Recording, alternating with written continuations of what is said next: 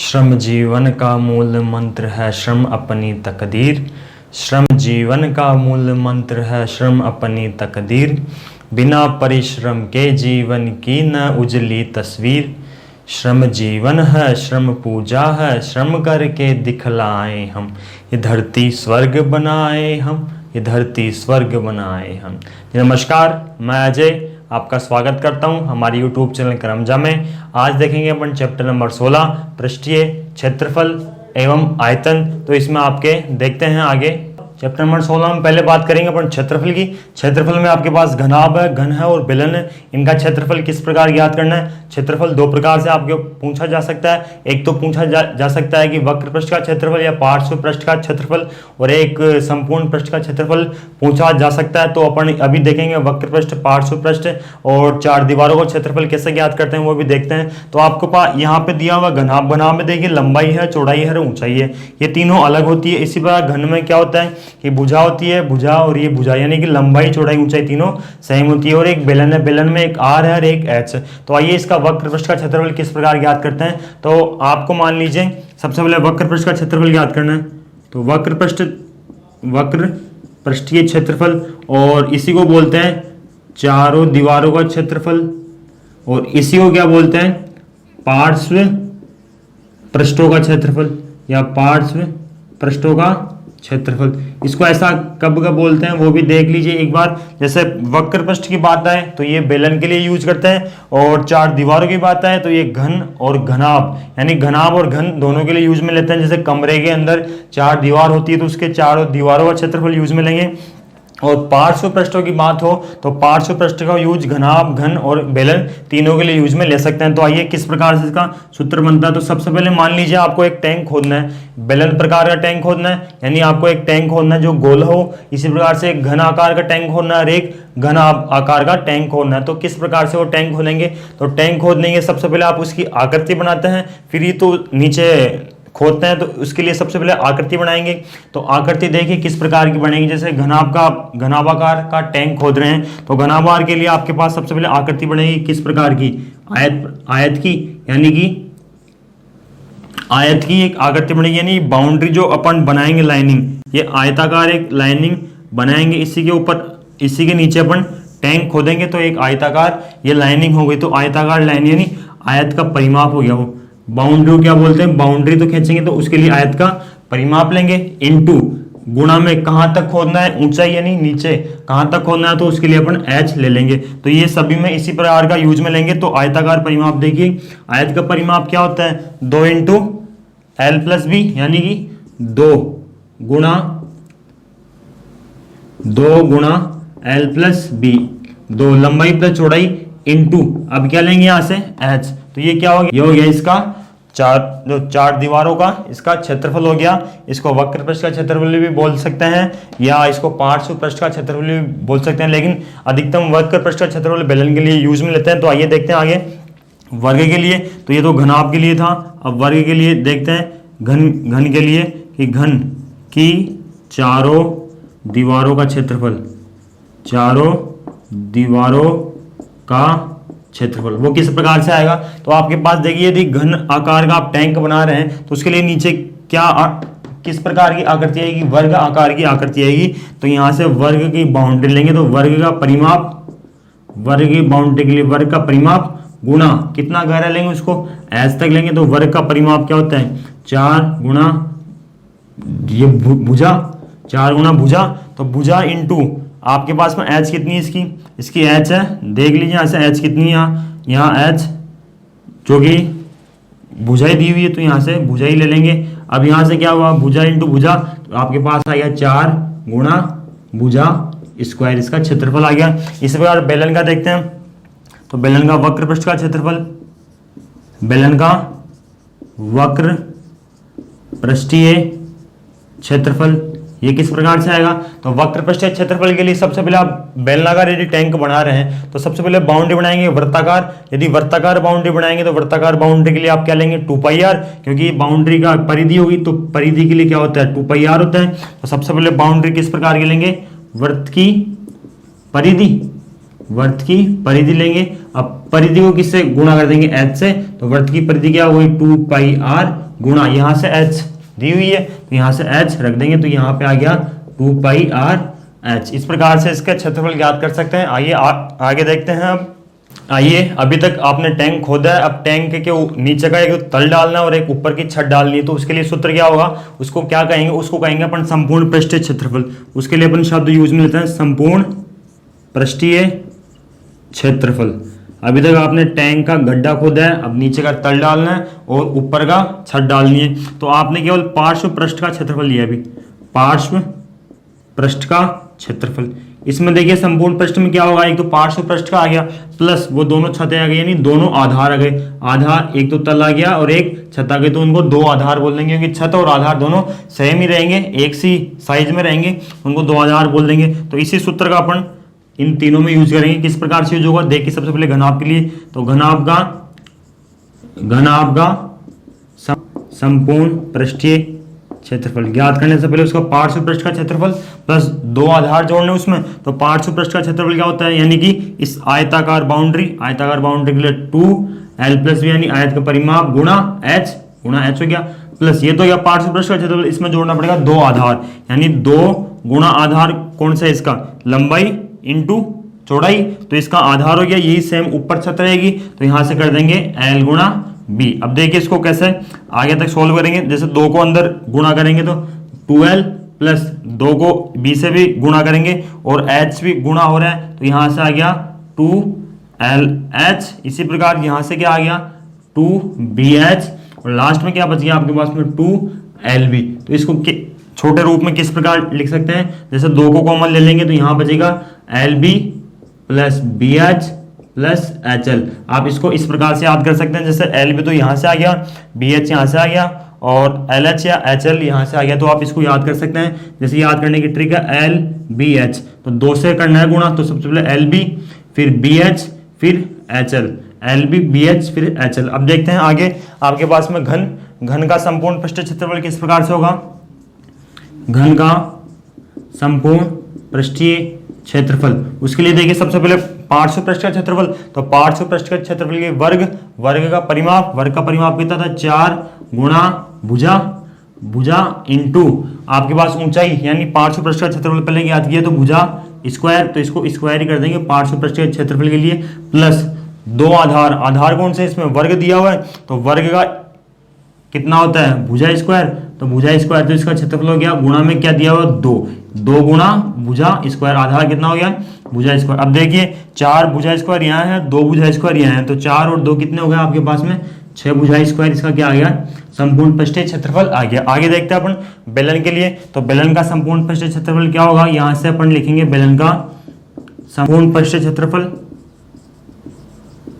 इसके लिए क्या होगा, सबसे पहले पार्श्व पृष्ठ का क्षेत्रफल, तो पार्श्व पृष्ठ का क्षेत्रफल कितना था आपके पास में 2 पाई आर एच प्लस 2 आधार क्या आपके पास में वृत्त, तो वृत्त का क्षेत्रफल आपको जोड़ना है कितनी बार 2 बार, क्योंकि ऊपर भी है और नीचे भी, तो वृत्त का क्षेत्रफल कितना होता है पाई आर स्क्वायर, इसको कितनी बार जोड़ना है 2 बार जोड़ना है। अब देखिए यहाँ से कॉमन क्या आ रहा है 2 पाई आर और 2 पाई आर यहाँ भी है, तो 2 पाई आर यहाँ से कॉमन ले लेंगे और अंदर क्या बच गया आपके पास में h, और यहाँ क्या बच गया एक r बाहर आ गया, 2 थे एक बाहर आ गया एक अंदर बच गया, तो आपके पास में ये बेलन का संपूर्ण पृष्ठीय क्षेत्रफल आ गया। आगे देखते हैं अब आपके पास टैंक तैयार है, टैंक का तल भी तैयार हो गया, छत भी तैयार हो गया, अब उसमें पानी डालना है, तो पानी डालने के लिए आयतन ज्ञात करते हैं। तो आयतन किस प्रकार ज्ञात करेंगे वो भी देखिए आसानी से, जैसे कि आपको घनाभ का आयतन ज्ञात करना है, तो आयतन ज्ञात करने के लिए आपको इन तीनों जो दिए हुए घनाभ घन और बेलन, इनके लिए एक सूत्र है, जैसे आधार का क्षेत्रफल शॉर्ट है, आधार का क्षेत्रफल को किससे गुणा करना होता है, इसकी ऊंचाई से गुणा कर देते हैं, तो इसका आयतन आ जाता है। आधार का मतलब जो तल में कितना पानी आ रहा है उसको ऊंचाई से गुणा कर दीजिए, तो आपके पास में डायरेक्ट इसका आयतन आ जाएगा। जैसे कि घनाभ का आयतन,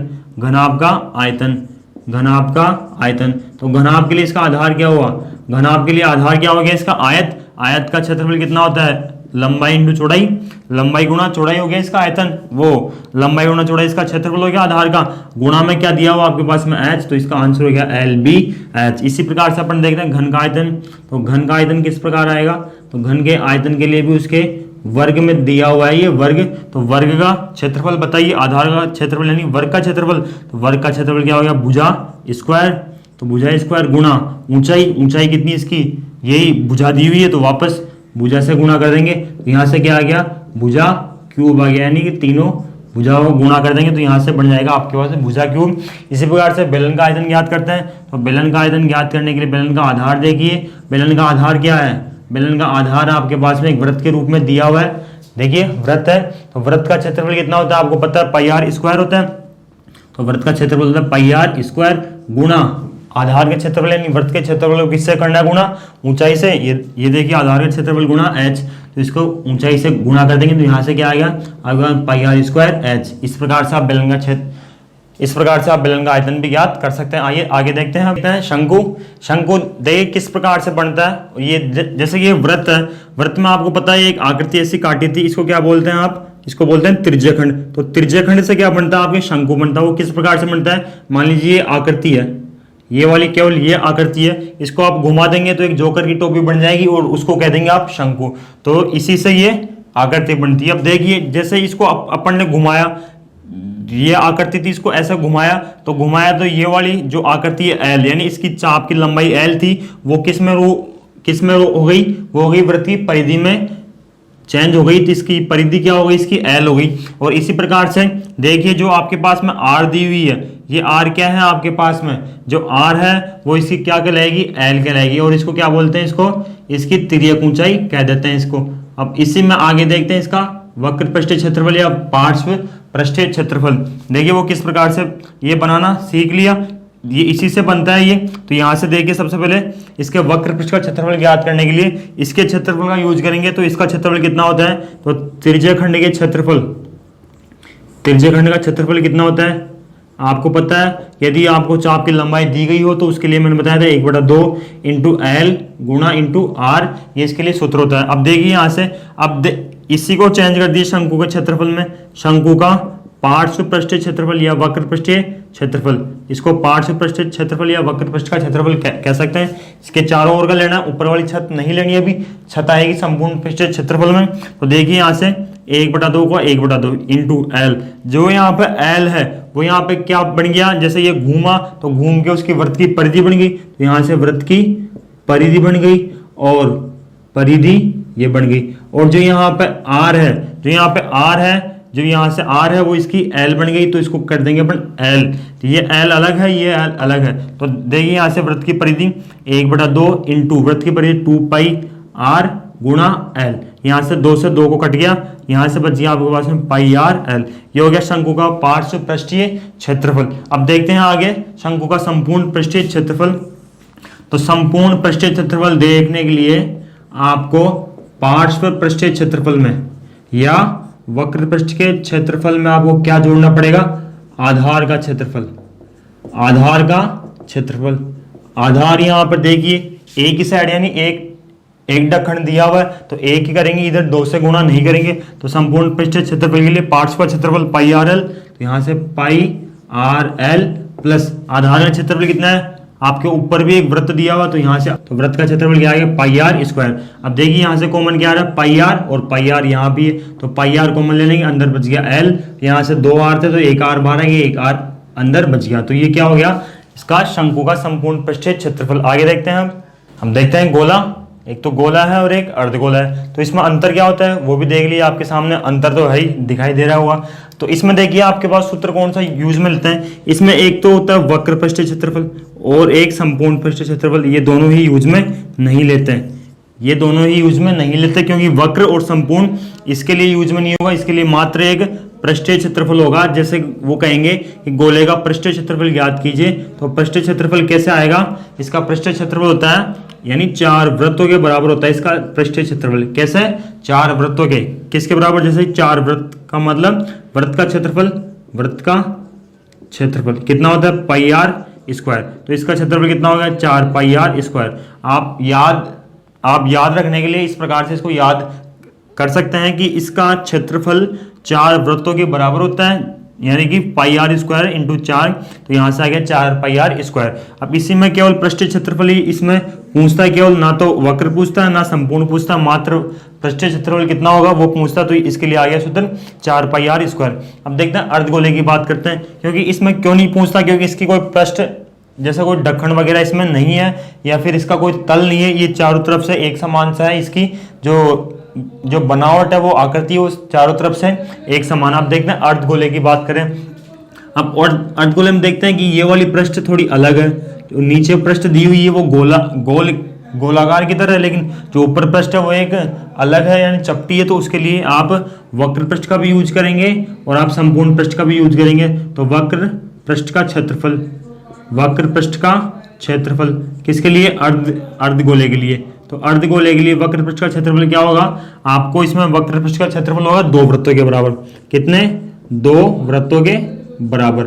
इसी प्रकार यदि आप संपूर्ण का बात करेंगे तो 3 वृत्तों के बराबर। तो यहां से लिखिए 2 वृत्त, याद रखने के लिए मैं बता रहा हूं केवल 2 वृत्तों के बराबर। तो यहां से आएगा 2 पाई आर स्क्वायर वृत्त का क्षेत्रफल होता है।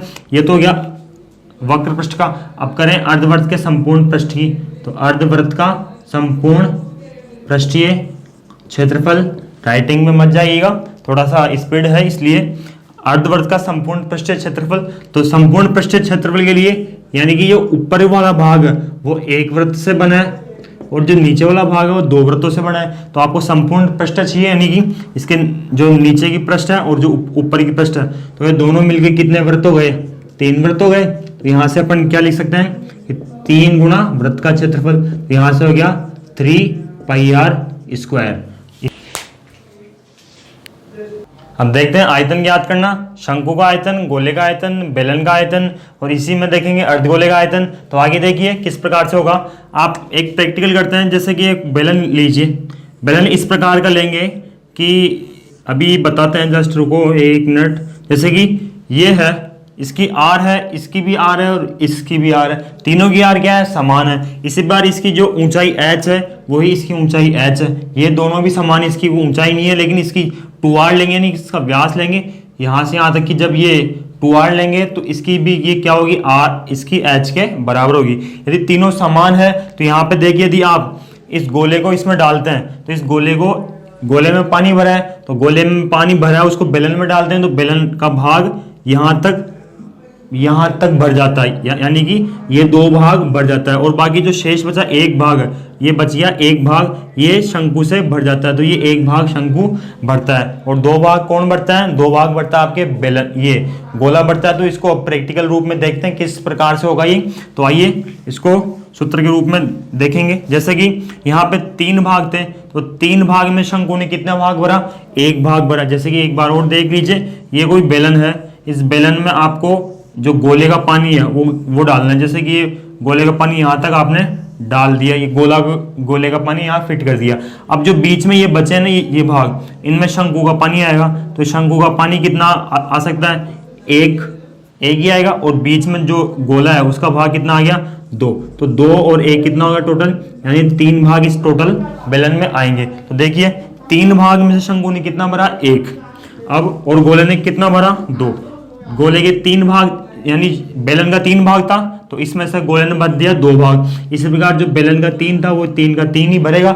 अब इसमें देखिए आपको जो इसका आयतन था वही इन सब के आयतन में यूज में लेना है। इसका आयतन मैंने बताया था कि वृत्त का क्षेत्रफल इंटू h। तो वृत्त का क्षेत्रफल पाई आर स्क्वायर गुणा h, बेलन का क्षेत्रफल हो गया। इसी प्रकार यहाँ पे क्या आएगा? पाई आर स्क्वायर h। इसी प्रकार यहाँ पे क्या आएगा? पाई आर स्क्वायर h। अब देखिए तीनों का आयतन आ गया, लेकिन एक डाउट है। वो डाउट क्या है कि 3 से 3 कट गया, ओनली यहाँ क्या बच गया? पाई आर स्क्वायर h। अब डाउट यहाँ है, डाउट यहाँ क्यों है? क्योंकि यहाँ पे पाई का मान आपको पता है, निकाल सकते हैं, आर का मान आप निकाल सकते हैं आराम से, h का मान नहीं है क्योंकि जो गोला है उसमें h आती ही नहीं है। तो h नहीं आती तो h की जगह अपन क्या ले सकते हैं? इसका व्यास यानी 2r ले सकते हैं। तो यहाँ पर 2r रखिए, जैसे कि 2/3 पाई आर स्क्वायर गुणा h की जगह, यानी ये ऊंचाई है तो उसकी जगह आप 2r रखिए इसका व्यास। तो ये व्यास रखेंगे तो देखिए यहाँ से 2 को 2 से गुणा करेंगे 4 और नीचे बच गया आपके पास में 3, तो 4/3 पाई आर स्क्वायर, यहाँ r 1 गिरा तो 3 हो गए, 2 तो यहाँ पे 1 यहाँ पे, तो पाई 4/3 पाई आर क्यूब इसका गोले का आयतन हो गया।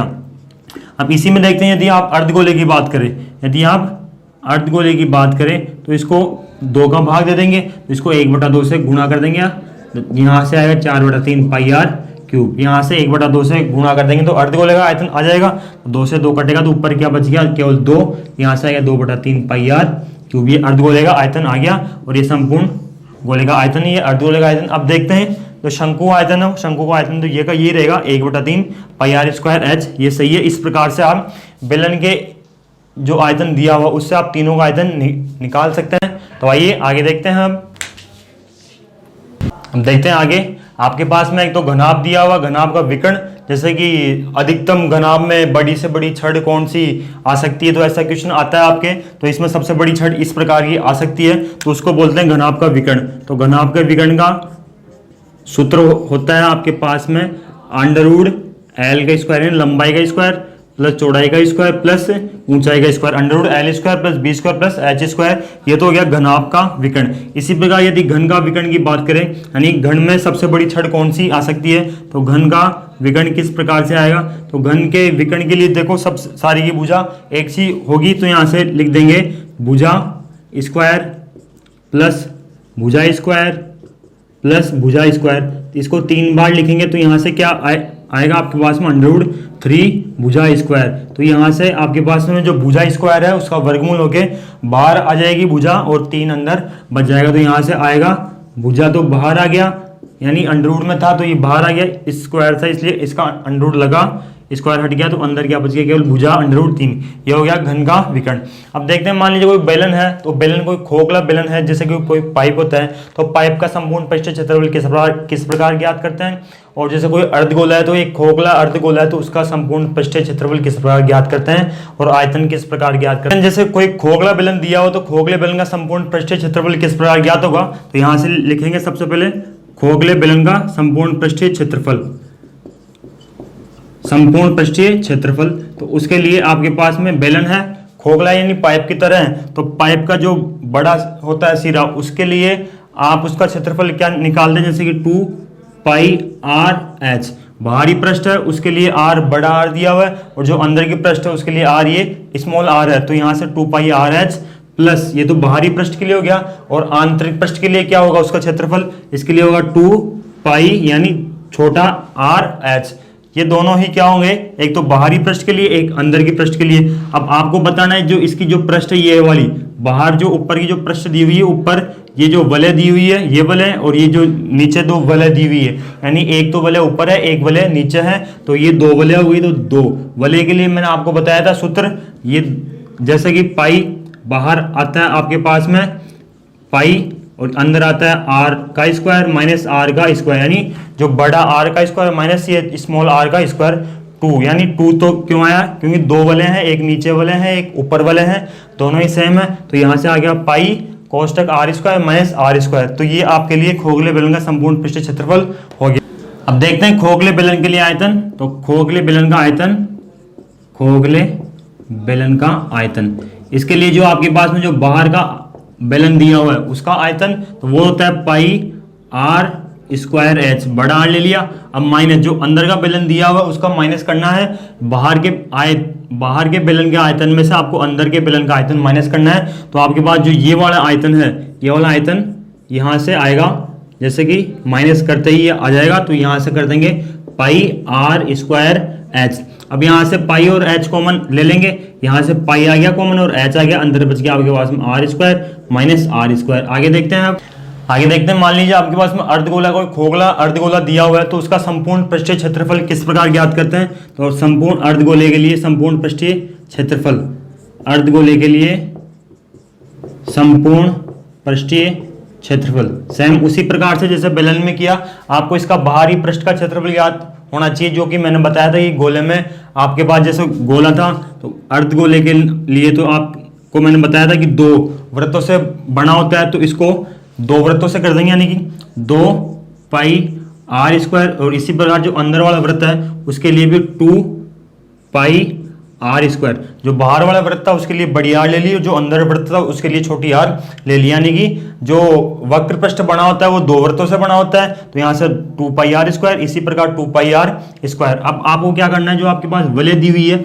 अब वलय कितनी है, यहाँ पे 1 और यहाँ पे थी पहले 2, इसलिए 2 से गुणा किया था, लेकिन अब आपके पास वलय 1 है, तो यहाँ से पाई आर स्क्वायर माइनस आर, ये हो गया वलय का क्षेत्रफल। तो इन तीनों को जब हम जोड़ते हैं तो आपके पास आता है अर्धगोले के लिए संपूर्ण पृष्ठीय क्षेत्रफल, खोखले अर्धगोले के लिए। तो यहाँ से लिख सकते हैं खोखले अर्ध, अब देखते हैं खोखले अर्धगोले के लिए आयतन। तो यहाँ से खोखले अर्धगोले के लिए आयतन, तो आयतन के लिए आपको क्या याद करना पड़ेगा, बड़े वाला जो अर्धगोला है उसका आयतन, तो बड़े वाले अर्धगोले का 2/3 पाई आर क्यूब, बड़ा आर ले लिया माइनस, उसको माइनस करना पड़ेगा जब भी आपके पास इस अर्धगोले का आयतन आएगा, यानी इसका ये भाग जो मैं रेखांकन कर रहा हूँ वो भाग आपके पास आएगा। तो बड़े गोले का आयतन माइनस छोटे गोले का आयतन 2/3 पाई आर क्यूब। यहाँ से 2/3 पाई आर कॉमन लेंगे तो 2/3 पाई कॉमन ले लिया, अंदर क्या बच गया आपके पास में r cube minus r cube. आगे देखते हैं अब, यहाँ इंपॉर्टेंट बात यह है कि आपके पास खोखला बेलन और खोखला अर्धगोला है, तो इनमें आपको अधिकतम आपको आयतन से संबंधित क्वेश्चन पूछे जाएंगे, तो आप इनके आयतन वाले सूत्र को अधिक याद करना, यानी कि इन पर ज्यादा फोकस करना। आइए आगे देखते हैं। चैप्टर नंबर 16 में आपके मोस्ट इंपोर्टेंट क्वेश्चनों में, जो कि आपके 3 नंबर और 3 नंबर यानी कि 2 क्वेश्चन आएंगे, टोटल 6 नंबर के, उसमें एक्सरसाइज 16.1 से क्वेश्चन नंबर 4, 6, 10, 12, एक्सरसाइज 16.2 से क्वेश्चन नंबर 1, 4, 5, 7, 8 और 11, एक्सरसाइज 16.3 से क्वेश्चन नंबर 1, 9, 11, 13, एक्सरसाइज 16.4 से क्वेश्चन नंबर 1, 4, 10 और 13। ये थोड़े इंपॉर्टेंट लगे इसलिए मैंने इनको बताया। और इसके अलावा आपको मोस्ट इंपोर्टेंट बात ध्यान रखनी है, आपको सूत्र अनिवार्य रूप से याद करने ही है। जब तक सूत्र याद नहीं होंगे प्रश्नावली सोल्व नहीं होगी। और विविध प्रश्नमाला में देखें तो क्वेश्चन नंबर 9, 10, 11 ये भी मोस्ट इंपोर्टेंट है, आने के चांस है। डियर स्टूडेंट्स, आपको हमारी कक्षा अच्छी लगी हो तो लाइक कीजिए, शेयर कीजिए, सब्सक्राइब कीजिए। धन्यवाद।